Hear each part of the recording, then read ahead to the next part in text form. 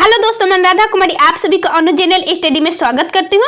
दोस्तों आज हम बिहार सीजीएल का जो हम प्रैक्टिस सेट चला रहे इडुटेरिया का वॉल्यूम 2, आज प्रैक्टिस सेट दूसरा है। हम इसको फुल डिस्कशन करेंगे, ठीक है, और अच्छे से समझेंगे ताकि आगे अगर कभी पूछा जाए तो हमको इसमें किसी प्रकार का दिक्कत ना हो। चलिए स्टार्ट करते हैं। पहला है, निम्न में से कौन पहाड़िया अरुणाचल प्रदेश और म्यांमार की सीमा बनाती है। यानी देखिए ये सभी जितने है ना, ये सभी अरुणाचल प्रदेश में चारों पहाड़ियां है, ठीक। यही आपका एक मिसमी पूछता है ना, मिसमी, तो वो आपका असम में चला जाता है, ठीक है। लेकिन ये चारों है, डफला, मिरी, अबोर और पटकाई बूम, चारों कहाँ है? अरुणाचल प्रदेश में। लेकिन यह सीमा बनाता है। मान लीजिए कि हमारा अरुणाचल प्रदेश इतना क्षेत्र में है, अगर यहाँ पे पहाड़ियों का क्रम देखा जाए तो सबसे पहले हमारा आता है डफला, फिर उसके बाद आता है मिरी, और उसके बाद आता है हमारा अबोर, और तब आता है दोस्तों पटकाई बूम। तो देखिए डाफला और मिरी असम और अरुणाचल प्रदेश के सीमा पर है, और ये हमने जो तीसरा देखा अबोर, यह चीन की सीमा पर है, यानी चीन और अरुणाचल प्रदेश। और पटकाई बूम जो दोस्तों है ये हमारा है म्यांमार और भारत की सीमा पर, यानी अरुणाचल प्रदेश की सीमा पर। यानी आप समझ गए, इसका हो जाएगा ऑप्शन नंबर डी। अगला है कि 33वां ग्रीष्मकालीन ओलंपिक खेल 2024 में कहाँ आयोजित किया गया, कहाँ आयोजित किया जाएगा। तो देखिए अभी 2020 में टोक्यो ओलंपिक, जिसका आयोजन 2021 में जापान में हुआ, लेकिन इसका आयोजन पेरिस फ्रांस में होगा। वहीं 2028 का पूछे तो याद रखना है अमेरिका में होगा, लॉस एंजल्स अमेरिका में 2028 में। अभी हाल ही में कहाँ हुआ था? टोक्यो जापान में हुआ था। चलिए आगे, अगला है कि निम्न में से कौन सा विकल्प प्रवाल विरंजन के कारण निर्दिष्ट करता है, यानी प्रवाल विरंजन को हानि पहुंचता है, इसका मतलब यही हुआ। तो देखिए इसका हो जाएगा महासागरीय अम्लीकरण। ये सही है, क्योंकि अगर महासागर में ज्यादा अम्ल होगा तो सीधी सी बात है क्षति पहुंचेगा प्रवाल विरंजन को। अत्यधिक मत्स्य, अगर अधिक मत्स्य रहेगा तो इसको खा जाएंगे। गैर संवहनीय पर्यटन, अगर मान लीजिए कि जो वहां पे किसी प्रकार गैर संवहनीय पर्यटन है तो वो भी क्षति पहुंचाएगा। इसका हो जाएगा उपरोक्त में से एक से अधिक। टोक्यो पैरालंपिक 2021 उद्घाटन समारोह में भारतीय ध्वजक कौन थे? तो देखिए पैरालंपिक है, तो पैरालंपिक में पूछे तो याद रखना है टेक चंद, ठीक है, टेक चंद। इससे पहले मतलब जो हमारा पास समापन समारोह हुआ था उसमें बनी थी अवनी लेखारा, ठीक है, लेकिन इसमें बने थे टेक चंद, ठीक है। और ये याद रखना है ये भी टोक्यो जापान में हुआ था, और इसका शुभंकर सोमाइटी था, ठीक है।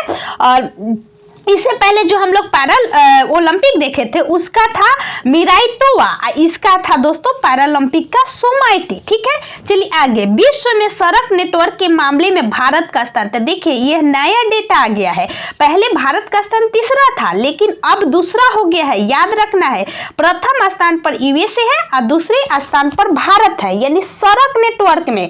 लेकिन वही पूछे अगर कि आपका रेल नेटवर्क में भारत का स्थान क्या है, तो तीसरा है, ठीक है। रेल नेटवर्क में तीसरा है अमेरिका, और दूसरे स्थान पर चीन और भारत, ठीक है।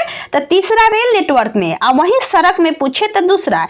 निम्नलिखित में से किस देश की सीमा लाल सागर के साथ नहीं मिलती है? तो देखिए लाल सागर के साथ जिसकी सीमा नहीं मिलती है वो है इथियोपिया, ठीक है, इथियोपिया है। लेकिन इसके साथ सऊदी अरब भी है, जिबूती है दोस्तों, इरिट्रिया है, सूडान है, मिस्र है, जो लाल सागर से सीमा लगाती है, ठीक है, याद रखना है।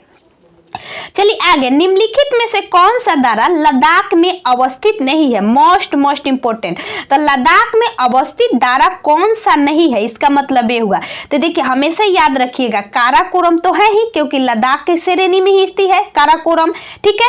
इसके अलावा हमारा आ जाता है चांगला, जोजिला। देखिए जोजिला दारा भी लद्दाख में ही स्थित है। बनिहाल जो है वह जम्मू कश्मीर में है। यह याद रखना है कि बनिहाल और पीर पंजाल ये जो दोनों दराएं है ये आपका जम्मू कश्मीर में है, ठीक है।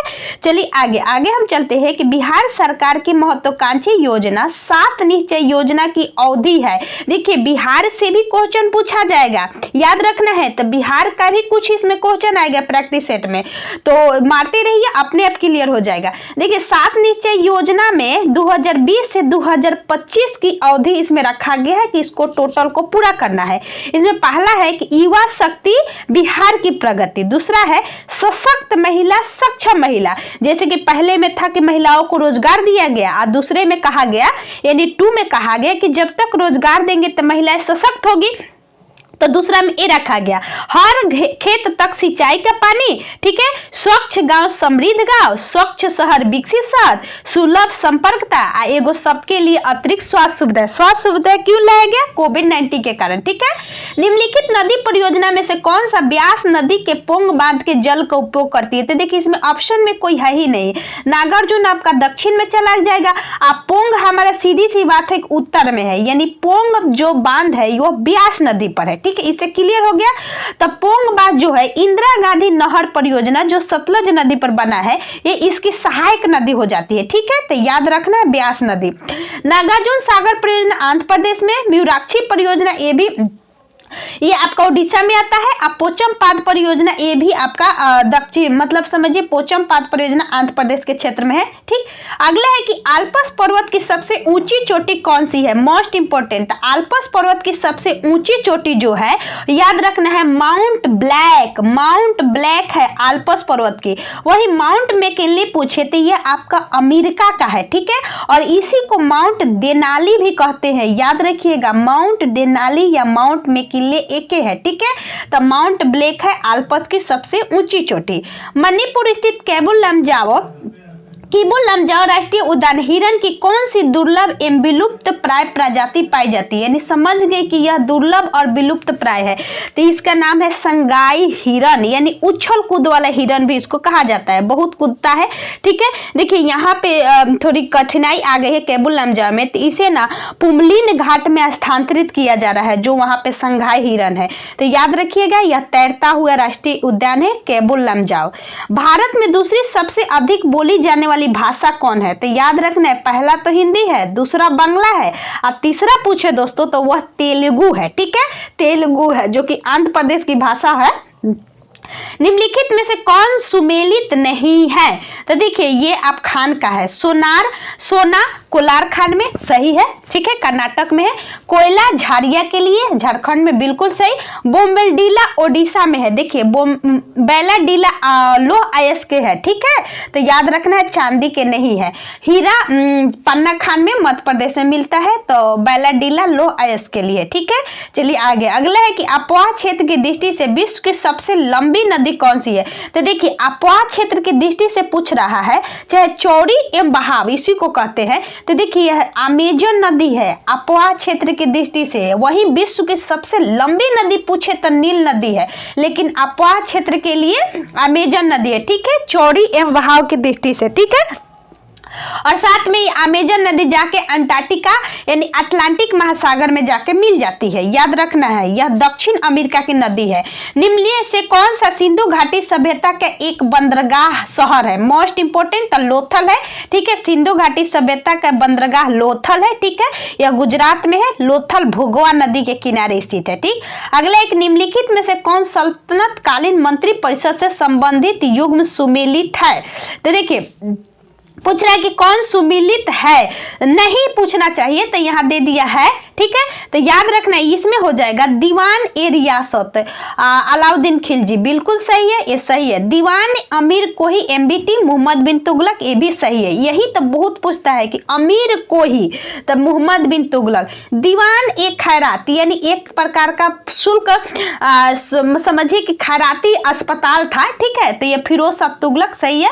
दीवान आरिज इल्तुतमिश न होकर यह बलबन होगा, ठीक है, यह सैन्य विभाग से संबंधित है, याद रखना है।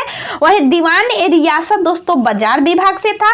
दीवान अमीर कोही कृषि विभाग। दीवान ए खैरात हमने बता दिया कि दान विभाग यानी खैराती में किसी चीज को दिया जाता था, ठीक है। नगोंजी अंगोजा इवेला विश्व व्यापार संगठन की महानिदेशक बनने वाली पहली महिला और पहली अफ्रीकी बनी है। उनका संबंध किस देश से है? तो देखिए नाइजीरिया की है। मोस्ट इंपोर्टेंट याद रखिएगा, यह मार्च 2021 में पदभार संभाली है। ठीक है, तो नगोंजी अंगोजो इवेला नाइजीरिया की है। निम्नलिखित में से कौन सा एक सही सुमेलित नहीं है? तो देखिए Bhagat Singh the Indian sociologist, ठीक है, सुभाष चंद्र बोस इंडियन स्ट्रगल, सचिंद्र नाथ संध्यान बंदी जीवन, doctor Rajendra Prasad India divided. तो ये तो India divided doctor Rajendra Prasad सही है। हमने एक शॉर्ट वीडियो डाला था कि इंडिया को डिवाइड जब हो रहा था तो डॉक्टर राजेंद्र प्रसाद एक अच्छे व्यक्तित्व होने के कारण इन्होंने बुक लिखा कि उचित नहीं है इंडिया को डिवाइड करना। ठीक है, बंदी जीवन सचिंद्र नाथ सैनल, ये भी सही है।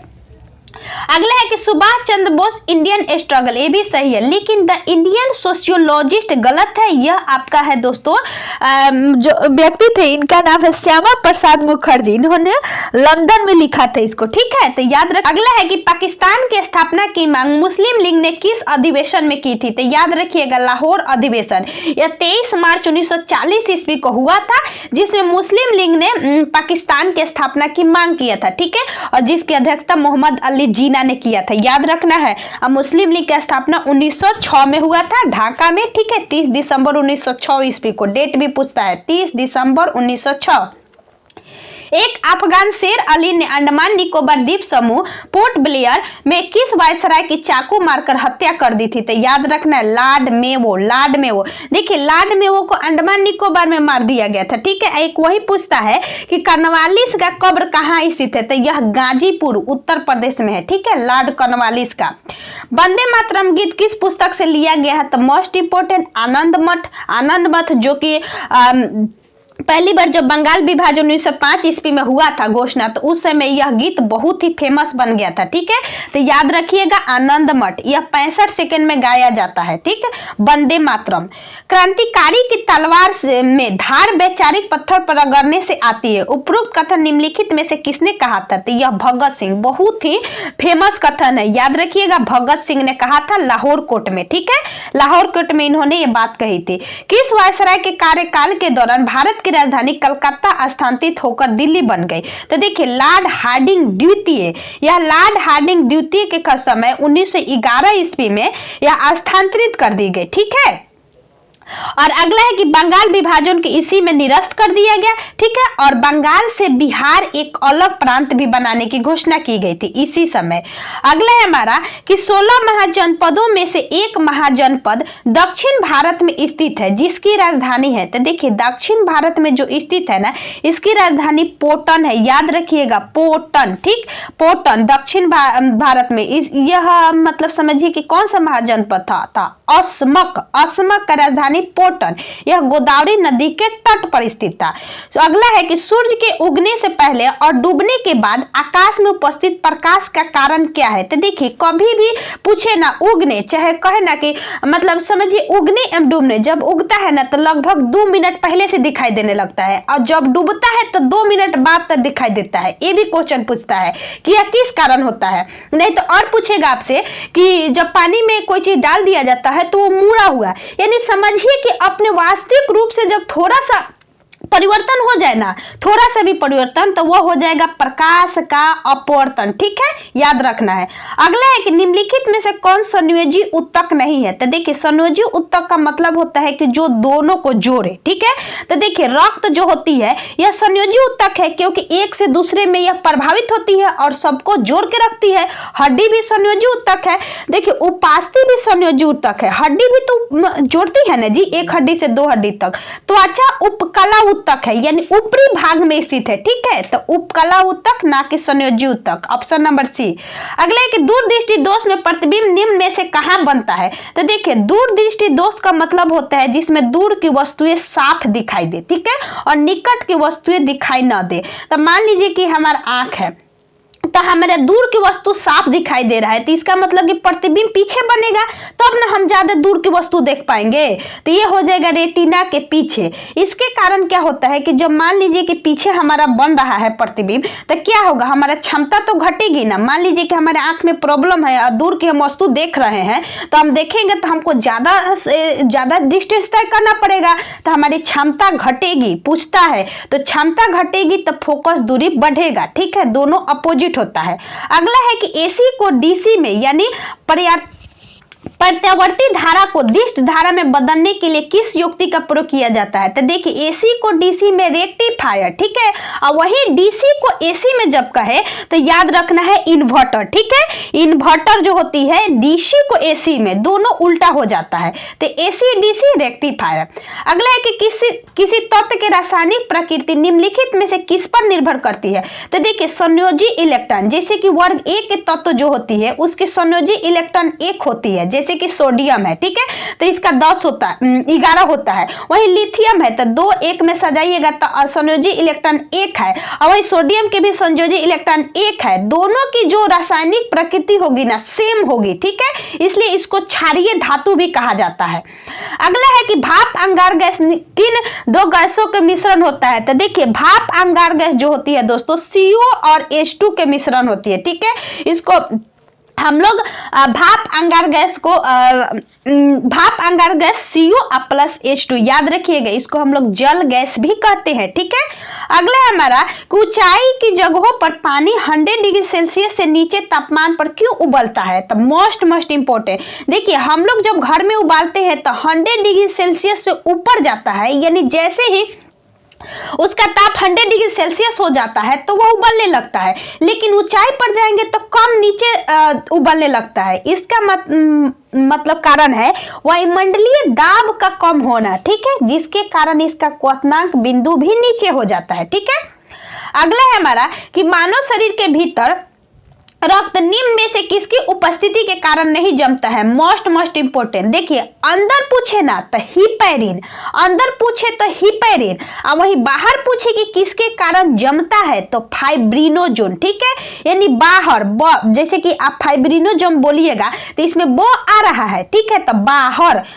कह दे तो फाइब्रिनोजोन ब आ रहा है, तो ठीक है पकड़ लीजिएगा हिपैरिन अंदर। ठीक है, अंदर नहीं जमने देता है। अगला है कि निम्नलिखित में से कौन सा कीट नहीं है। तो देखिए कीट की परिभाषा ही होती है जो उड़ता हो, जिसमें पंख हो। ठीक है, लेकिन देखिए मकड़ी में पंख नहीं होती है, और कीट में जो उड़ता हो जिसके पैर 6 हो, लेकिन खटमल में 6 होती है, घरेलू मक्खी में 6 होती है, मच्छर में भी आप देखिएगा, लेकिन मकड़ी में 8 पैर होती है और इसमें पंख नहीं होता है। ठीक है, अगला है ये ऑर्थोपोडा में आता है, याद रखना है ऑर्थोपोडा में मकड़ी आता है।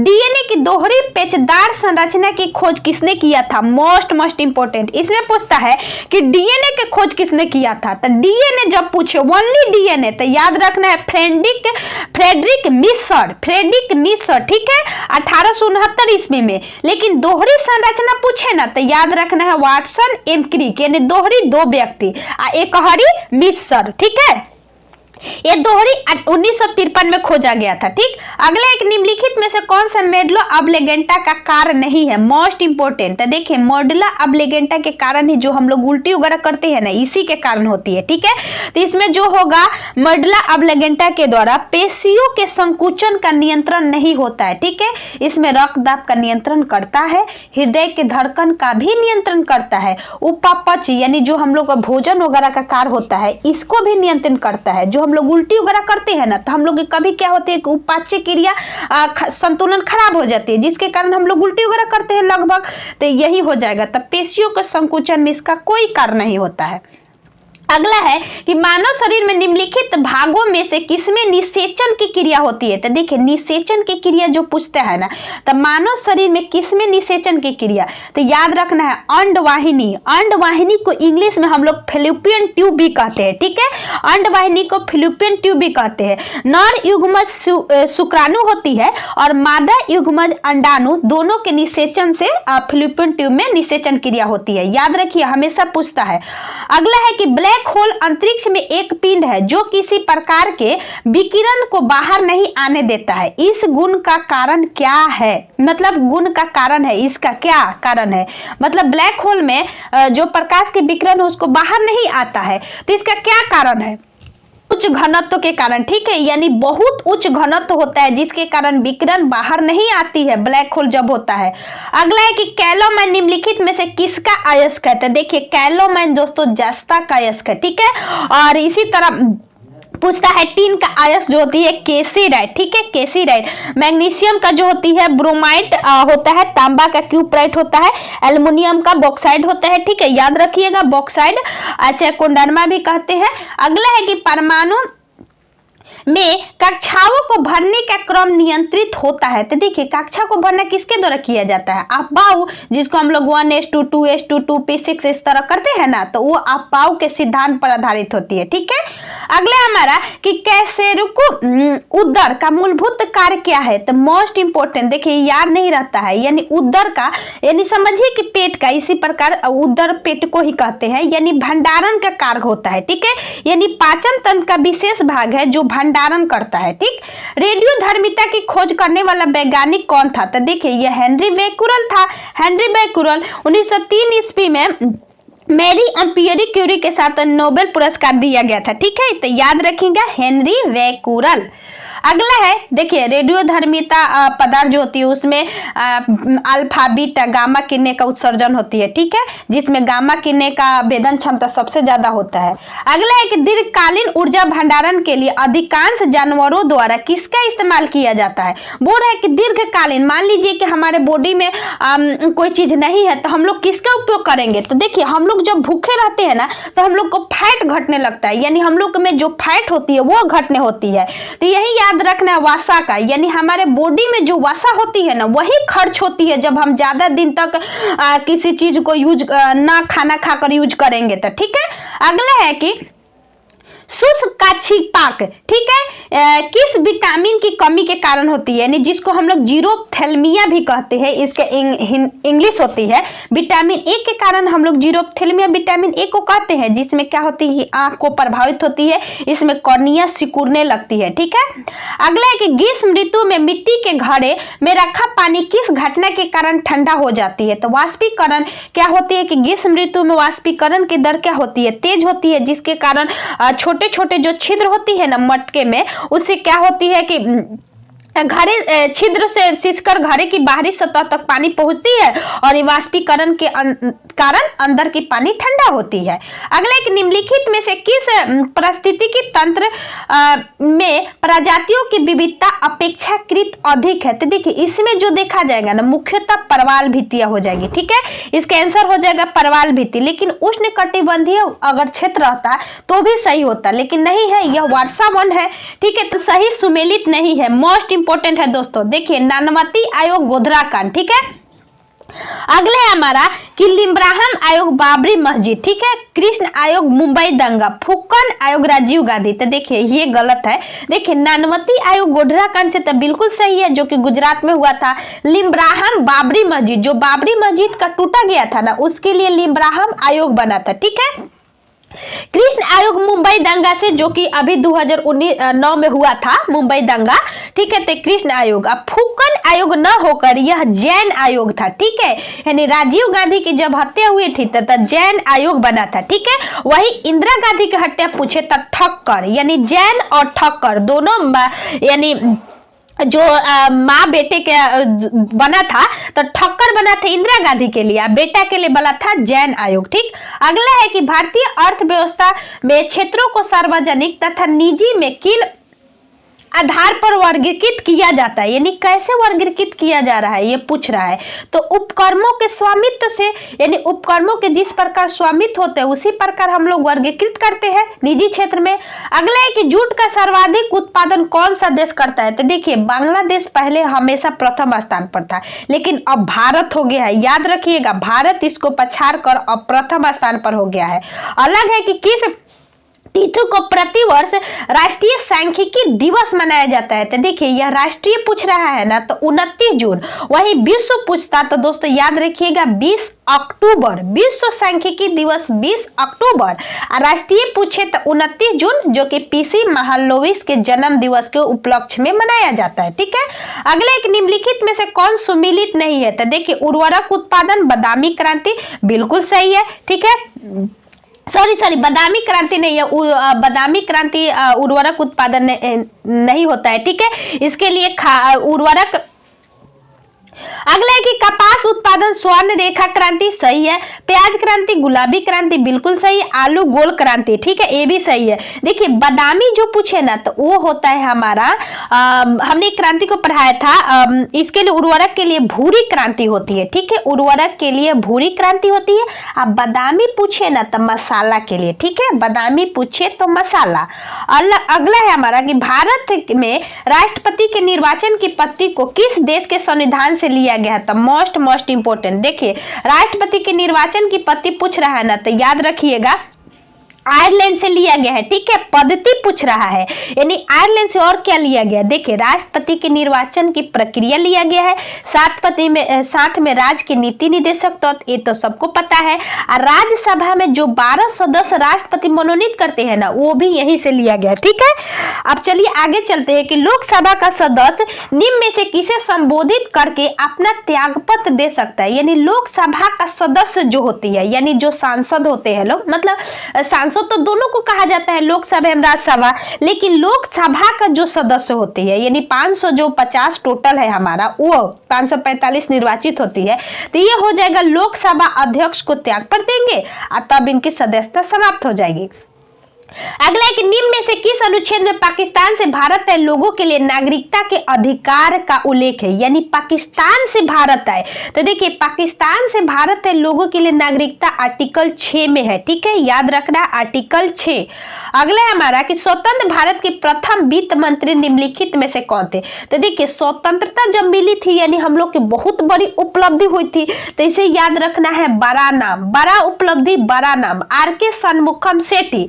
वही पूछे गणतंत्र, मान लीजिए कि हम लोग स्वतंत्र हो गए, तो गणतंत्र तो हमारे हाथ में था। ठीक है, यदि संविधान को लागू करना, तो उस समय जो थे जॉन मथाई, यानी छोटा नाम है। ठीक है, अगला है कि किस संविधान संशोधन ने मंत्रिपरिषद के आकार को सदन के कुल आकार के 15% तक सीमित कर दिया? तो देखिए 91वां संविधान संशोधन, 91वां संविधान संशोधन जो हुआ था 2003 में हुआ था। ठीक है, और यह मंत्रिपरिषद के आकार को सीमित कर दिया। अगला है कि संविधान का कौन सा अनुच्छेद अंतर्राज्यीय जल विवाद न्याय निर्णय? तो देखिए अंतर्राज्यीय जल विवाद जब पूछे ना, तो 262, और वही पूछे कि जो हम लोग अंतर्राज्यीय परिषद की जो स्थापना करते हैं केंद्र एवं राज्यों के बीच मध्यस्थता बनाने के लिए, यानी दोनों को जोड़ने के लिए, तो वो होता है 263। यानी अंतर्राज्यीय परिषद पूछे यानी राज्यों के लिए और केंद्र के लिए तो 263, लेकिन जल विवाद पूछे तो 262। ठीक है, अगला है कि न्यायिक सक्रियता की अवधारणा किस देश में विकसित हुई थी? तो प्रथम बार दोस्तों अमेरिका में विकसित हुआ था। ठीक है, न्यायिक सक्रियता पहली बार अमेरिका में भी आया था। अब भारत में आए तो जो समय पीएन भगवती थे उनके समय में ही आया था। अगले कि भारत के संविधान का निम्न में से कौन सा भाग संविधान की आत्मा माना जाता है? तो देखिए आत्मा चाहे कुंजी जो भी हो, यह संविधान की प्रस्तावना को कहा जाता है, चाहे दर्पण, कुंजी, आत्मा, दर्पण, संविधान की आत्मा किसको कहा जाता है? संविधान की प्रस्तावना को कहा जाता है। ठीक है, अगला एक निम्नलिखित में से कौन सुमेलित नहीं है? तो देखिए राज्यपाल द्वारा जिला न्यायाधीशों की नियुक्ति 233, ये बिल्कुल सही है। संसद द्वारा 2 या 2 से अधिक राज्यों के लिए एक उच्च न्यायालय की स्थापना करने की शक्ति 231, बिल्कुल सही है। राष्ट्रपति द्वारा तदर्थ न्यायाधीशों की नियुक्ति 127, ये भी सही है। ठीक है, लेकिन उच्च न्यायालय के गठन 214, यह गलत है। उच्च न्यायालय का गठन जो होता है दोस्तों 216, लेकिन 214 में कहा गया है कि प्रत्येक राज्य के लिए एक उच्च न्यायालय होगा। ठीक है, यदि प्रत्येक राज्य के लिए कुछ न्यायालय होगा 214, लेकिन वही गठन पूछे ना तो 216, यानी पहले कह दिया कि होगा तब गठन कर रहा है तो 216। अगला है कि निम्न में से किसे समाप्त किया जा सकता है परंतु भंग नहीं। तो देखिए यह विधान परिषद होती है, विधान परिषद को समाप्त किया जा सकता है लेकिन भंग नहीं किया जा सकता, ठीक है, क्योंकि यह अस्थायी सदन है। अगला है कि वर्ष 2023 में 49वां G7 शिखर सम्मेलन का आयोजन किस देश में किया जाएगा। तो देखिए यह 2023 में है और 49वां है, तो याद रखिएगा जापान में होगा, ठीक है, जापान में होगा, ठीक है, इसका आयोजन जापान में होगा। और हमेशा रट जाइए कि 2023 में जापान में किसी भी एग्जाम में पूछ सकता है। वही 48वां पूछे दोस्तों जो अभी 2022 में हो चुका है जर्मनी में, ठीक है, जर्मनी में होगा, ठीक। और वही 50वां पूछे तो इटली में, ये भी घोषणा हो चुका है। अगला है कि केंद्रीय बजट 2022-23 के अनुसार वित्तीय वर्ष 2022-23 में राजकोषीय घाटा सकल घरेलू उत्पादन का कितना प्रतिशत अनुमानित है। तो देखिए ये याद रखिएगा 6.4%। तो देखिए यहाँ बोल दिया है जीडीपी का, तो 6.4% अनुमानित है, लेकिन अभी जो है दोस्तों वह 6.9% चालू वित्त वर्ष पर है, लेकिन बजट में कहा गया था 6.8 2022 के लिए, ठीक है, जो अभी चल रहा है। अब वृद्धि दर रखा गया है 9.2%, यानी इस समय वृद्धि करेगा 9.2% के लिए, यानी बजट में कहा गया है। अगले कि प्रधानमंत्री नरेंद्र मोदी ने किस वर्ष तक देश में ऊर्जा स्वतंत्र बनाने के लिए। तो देखिए ऊर्जा स्वतंत्र 2047, लेकिन वही कार्बन स्वतंत्र पूछे दोस्तों तो 2070, ठीक है। अगला है कि मेकांग गंगा सहयोग भारत और कितने अन्य देशों के द्वारा शुरू की गई एक पहल है। तो इसका आंसर हो जाएगा 5, ठीक है, क्या हो जाएगा 5। भारत की फिल्म और टेलीविजन संस्थान कहाँ स्थित है। तो देखिए पूना में, हमेशा पूछता है पूना में, ठीक है, पूना में है, इसकी स्थापना 1960 में हुआ था। अगला है कि बिहार आर्थिक सर्वेक्षण 2021-22 के अनुसार मक्का उत्पादन में बिहार का स्थान क्या है। तो देखिए तीसरा स्थान पर है, ठीक है, मक्का में। वही लीची और मखाना, यही मात्र 2 में बिहार प्रथम स्थान पर है, ठीक है। अगला है कि लेप्चा जनजाति किस राज्य के निवासी है। तो देखिए लेप्चा जनजाति दोस्तों सिक्किम की है, ये आपको पता भी होगा और अच्छा क्वेश्चन है कि लेप्चा जनजाति सिक्किम की है। वही पूछता है महाराष्ट्र की, तो देखिए बार्ली जनजाति, महाराष्ट्र की बार्ली, और मणिपुर की मणिपुरी है, और त्रिपुरा की एक अभी हाल ही में बहुत चर्चा में था रियांग जनजाति, ठीक है, रियांग। अगला है कि हाल ही में केंद्र शासित प्रदेश दिल्ली के नए राज्यपाल कौन बने हैं, यानी उपराज्यपाल दोस्तों, राज्यपाल नहीं उपराज्यपाल। तो ये होगा विनय कुमार सक्सेना, ठीक है, विनय कुमार सक्सेना हाल ही में यहाँ के नए उपराज्यपाल बन गए हैं, ठीक है। अब भगवंत सिंह मान पंजाब के मुख्यमंत्री है, प्रमोद सावंत ये आपका गोवा का है, और राजेंद्र विश्वनाथ आर्लेकर यह जो है दोस्तों हिमाचल प्रदेश के राज्यपाल वर्तमान में है। अगला है कि अंटार्कटिका में स्थापित भारत के प्रथम ध्रुवीय अनुसंधान केंद्र का नाम क्या है। तो देखिए यह हमेशा याद रखिएगा, प्रथम तो गंगोत्री है, ठीक है, दक्षिणी गंगोत्री के नाम से इसको स्थापित किया गया था, ठीक है। और एक और था इसके पहले, मैत्री है और भारती है, 2 और है, मैत्री और भारती, ठीक है, लेकिन प्रथम पूछे तो दक्षिणी गंगोत्री। अगला है कि कार्टाजेना प्रोटोकॉल का संबंध निम्नलिखित में से किससे है। तो देखिए ये हो जाएगा जैव सुरक्षा समझौता से है, ठीक है। कार्टाजेना प्रोटोकॉल दोस्तों 2000 में हुआ था, ठीक है, और 2003 से यह लागू हो गया था, ठीक है। तो कार्टाजेना प्रोटोकॉल जैव सुरक्षा समझौता से। दोस्त अच्छा लगे तो प्लीज वीडियो को जरूर शेयर कीजिएगा। Thank you so much.